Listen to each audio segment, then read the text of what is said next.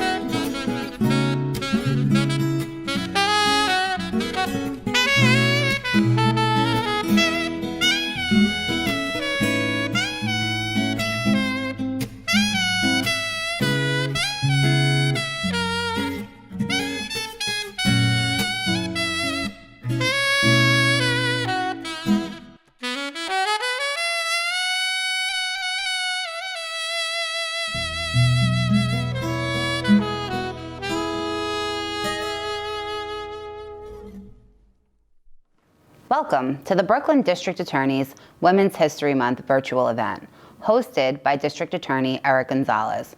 My name is Alana Tierney, and I'm a Deputy Bureau Chief here in the Red Zone. It is my honor to MC this year's event. We started off today's event with a wonderful musical performance by Ashley Kiko, who will perform for us again later on in the program. Today, we come together to celebrate all women, to recognize their support and leadership, especially after a year of social distancing due to COVID-19. Our theme this year is the Year of the Woman, and today's honorees did not let the pandemic halt their necessary work. Today we are celebrating women who have provided necessary medical attention to COVID-19 patients, addressed the needs of Brooklyn residents dealing with food insecurity during the last year, advocated for social justice for African American boys and men, and another woman who did not let a dream deferred stop her from making dreams for young girls become reality through coding. It is an honor to work for a district attorney who values these givings from our honorees. Eric Gonzalez was born and raised in Brooklyn and saw from an early age through his mother that hard work and giving will create the change society needs. He has led the nation in reforming our criminal justice system and has made our office the model for exemplary executive leadership, where the majority of his management team are women. It is my honor to introduce Brooklyn District Attorney Eric Gonzalez. Hello, I'm Brooklyn District Attorney Eric Gonzalez. Today, the Brooklyn DA's office is celebrating Women's History Month by honoring some extraordinary women. As a son and husband of extraordinary women, it's my honor to today make sure that we celebrate some of the other extraordinary women who live in our community and have done great things. So today's honorees have been creating monumental change in our justice system, in our health system, in fighting food insecurity, and empowering women to excel in their lives. We are blessed to also hear from Reshma Sajani, founder of Girls Who Code, who is leading a movement to close the gender gap in technology and is also inspiring young women to live their best and bravest lives. She's an incredibly gifted speaker. I'm delighted to have her as our keynote speaker. I want to take this moment also to thank the many women in leadership positions at the Brooklyn DA's office. Throughout the month of March, we have been highlighting some of the women who have leadership positions in our office, our attorneys, our bureau chiefs, unit chiefs, on Twitter and Facebook and other social media. I want to take a moment to ask all of you, if you've missed it, to go back, look at these extraordinary women who are helping lead this office. Our success in keeping Brooklyn safe and promoting trust in our justice system would be impossible without the expertise, the talent, and the hard work of many of the women who were featured on our social media, but also all the other assistant district attorneys, all of the other analysts and investigators and support staff who work here in Brooklyn.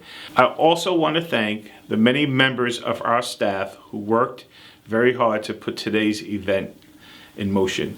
Marita Ming, who's our Chief of Staff, Nicole Chavis, our Deputy Chief of Staff, Melinda Alexis Hayes, who's Special Counsel and also Director of Public Engagement for the DA's office, Renee Turner Gregory, who's our Chief Diversity and Inclusion Officer, Danielle Eady, who's one of our Bureau Chiefs of our Trial Division, Kelly Muse, who's the Chief of our Hate Crimes Bureau, Alana Tierney, who's a Deputy Bureau Chief in our office and recently promoted. Congratulations, Alana. And Karen Crawford, who also is a member of the Office of Public Engagement as a Community Associate. I want to thank all of them, and also Alex Gurvich, who've worked very hard to put this program together. Thank all of you for joining us. We're going to really be treated to a special Women's History Month. Thank you, DA Gonzalez. Next, we will hear from Reshma Sajani. Reshma graduated from Harvard Law School and worked at Davis Polk & Wardwell. While her main practice area there was securities fraud, she also handled pro bono asylum cases. Since serving as Deputy Public Advocate for New York City, Ms. Sajani founded Girls Who Code. Hi, I'm Reshma Sajani, the CEO and founder of Girls Who Code and the organizer of the Marshall Plan for Moms. Happy Women's History Month and Happy Year of the Woman. Today, I want to share with you a little bit about who I am and why I've dedicated my life to fighting for the economic opportunity of women and girls. I always say that first and foremost, I'm the daughter of refugees. My parents came to this country in 1973. They were expelled by the dictator Idi Amin. And even though they were both trained engineers, my father worked as a machinist in a plant. My mother sold cosmetics. And every night, no matter how tired my dad was, he would sit me on his lap and he would read to me about Dr. King, Mahatma Gandhi, Eleanor Roosevelt. So from the time I was a little girl, I knew exactly what I wanted to do with my life. I wanted to give back to this country that had literally saved my parents' life. I graduated with $300,000 in student loan debt, and I did what every Midwestern girl thinks she should do. I moved to New York City. I got a job at one of these fancy law firms, and I thought, I'll pay off that debt in a year or two. Well, a year or two turned out into 10, and I was still paying off that student loan debt. I was in a job I hated, in a life I didn't want. I wasn't that little girl that was inspired to work in public service. I was stuck. And I remember I was sitting in my windowless conference room one day when my best friend called me. And it's funny how your best friend always calls you when your life is falling apart. And I heard Deepa say, just quit. Just quit. And I did. And I found the bravery to run for United States Congress against an 18-year incumbent because I thought it was a great idea. We raised like $50,000 from Indian aunties that was just so happy that an Indian girl was running for office. But it was the best 10 months of my life. But as I sat there in my victory party that never ended up happening, holding my father's hand, watching those election returns come in, I'd gotten less than 19% of the vote. I was broke. I was humiliated. I had angered the entire Democratic establishment for not waiting my turn. But as I woke up the next morning, the first thing I thought was, oh my God, I'm not broken. I'm not broken. You see, I had thought for so long that if I failed, and that it didn't work out, that it would literally break me. And that was the beginning of living my life break, not perfect. That's what gave me the courage to start a movement to teach girls to code when I didn't code and I didn't bother to learn. I spent the past 10 years of my life teaching girls to code. 300,000, 10,000 girls who code clubs. Half the girls we reach are Black and Latina or under the poverty line. Because I was that girl. I was that girl who was just striving to have a chance, who believed that economic opportunity would be the way to march into the middle class. And I knew that these coding jobs, they paid pretty well, $120,000 a year. And that if you got one of those jobs, that you could be everything and anything. And so I started Girls Who Code almost a decade ago as an experiment. I handpicked my first 20 girls here in New York City, and every week we'd learn something new. And I remember one of my sessions, I brought in some of my friends from the New York Immigration Coalition. And the task that day was to ask the girls, what would you build to help support undocumented students? And I remember sitting there in that conference room almost 10 years ago and just watching those girls and the things that they were building, the people that they wanted to help, the ideas that they had. And I realized then, you know what, just because I didn't win that one seat for Congress doesn't mean that I can't inspire an entire generation to be change makers. And that's exactly what we did. We inspired girls to use technology to solve the world's biggest, toughest problems. I had students that had fathers who had cancer. And so she built an algorithm to help detect whether a cancer is benign or malignant. Cora, 16 years old. I had a student, Trisha Prabhu, who had a young girl in her community who committed suicide because she was being bullied at school. And so Trisha took that pain, took that anger, and she built an app called Rethink. So every time you're on a group text, it asks you, are you sure you want to say this?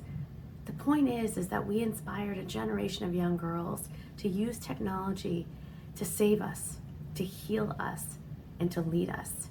Today, we are igniting a revolution to support mothers who have so desperately lost everything in this pandemic, mothers who we still don't see and we don't fight for, and we need to. And so I've proposed a Marshall Plan for moms, a 360 plan to get mothers back to work, because we've lost almost 30 years of progress in 9 months. Mothers' labor market participation is where it was in 1989. And just like we need our girls to solve COVID, cancer, and climate, we need our women to do the same. We need them sitting around the table. We need them to have opportunities and ladders up into the middle class. And so I am honored that I have an opportunity to be one piece in the movement to bring economic opportunity and change to women and girls. So happy Women's History Month. You have an opportunity as lawyers, as change makers, as public servants to make the world and make our city a better place. And I know you will. Thank you. Thank you, Reshma, for your words of inspiration. Next, we celebrate an emergency room physician and professor of medicine at the Icahn School of Medicine at Mount Sinai. This honoree diagnosed the first confirmed New York City COVID-19 patient. We are indebted to Dr. Chen for her work through COVID-19. She sacrificed time from being with her family, which included her then 1-year-old son, to ensure that all New Yorkers would get through our period of crisis. Dr. Chen currently serves on faculty in the Department of Emergency Medicine at Mount Sinai and as Assistant Program Director for the Icahn School of Medicine and the Mount Sinai Emergency Medicine Residency Program. Dr. Chen attended Pomona College and graduated with a bachelor's in mathematical economics in 2008.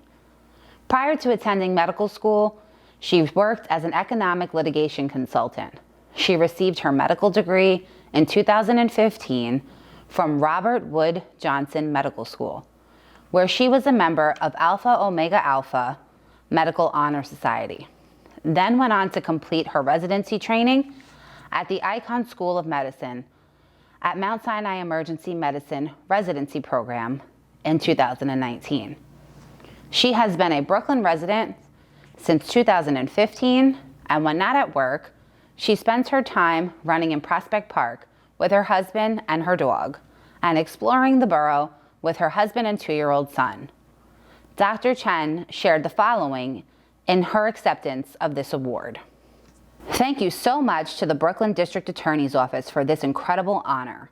I'm extremely humbled and grateful to be accepting this award.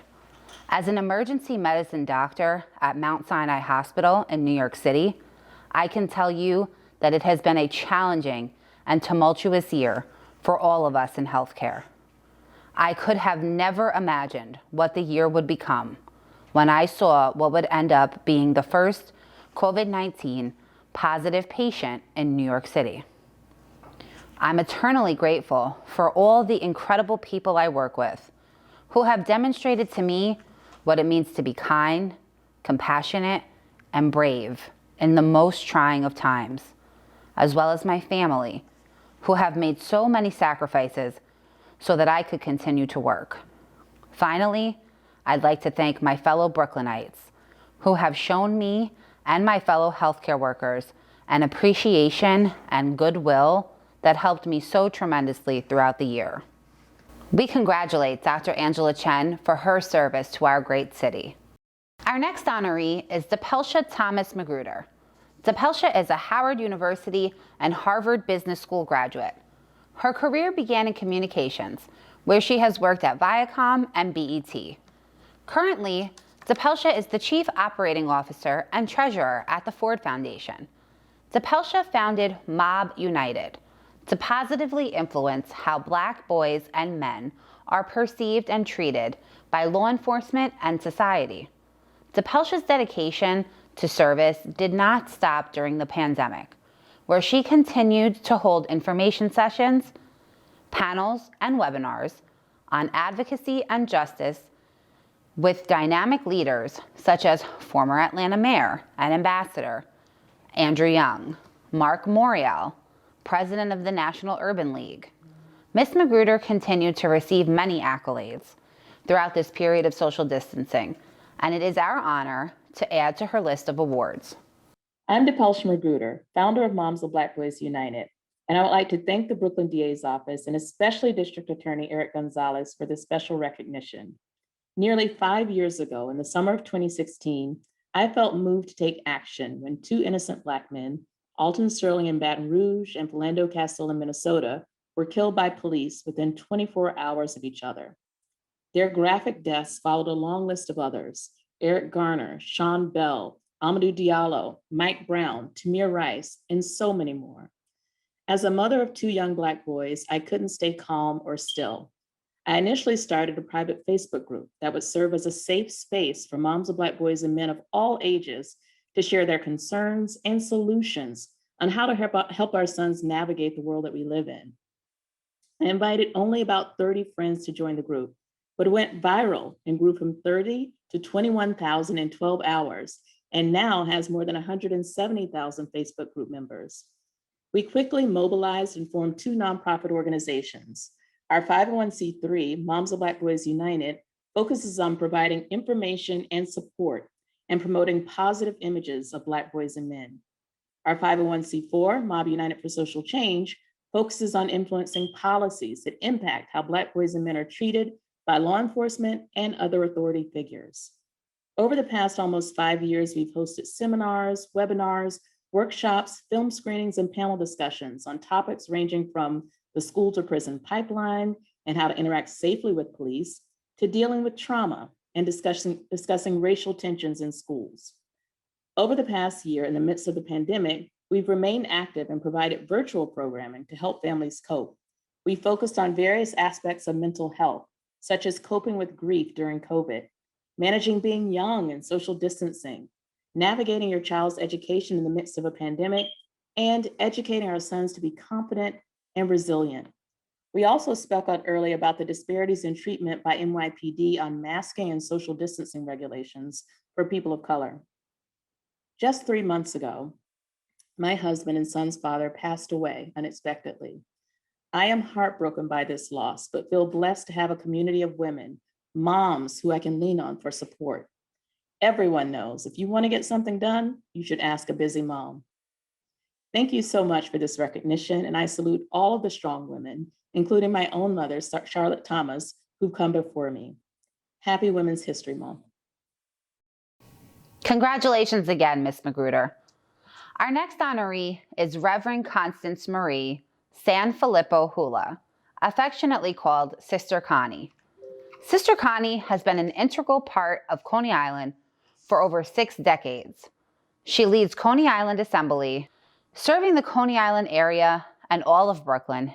Through her church, Sister Connie has provided help to children, young adults, and senior citizens on a daily basis through dynamic, compassionate outreach in the areas of sports, counseling, education, disaster relief, gun buybacks, and truancy prevention.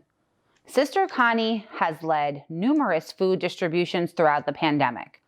It is our honor to celebrate the leadership and service of Sister Connie. Greetings, Honorable Eric Gonzalez and all of the distinguished guests. I would like to thank you for this time of recognition and congratulate all of the extraordinary women this month. I'm very humbled to be a part of this celebration today, and God bless you all.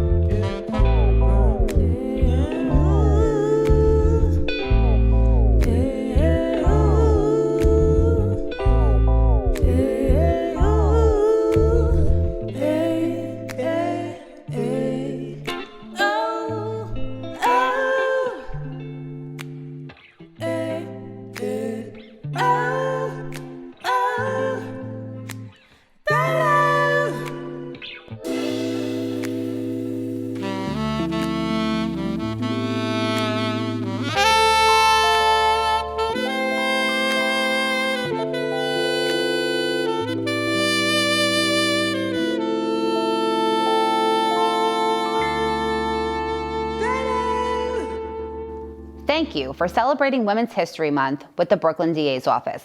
To learn more about our office and how we keep Brooklyn safe, please follow up on Facebook, Twitter, or Instagram.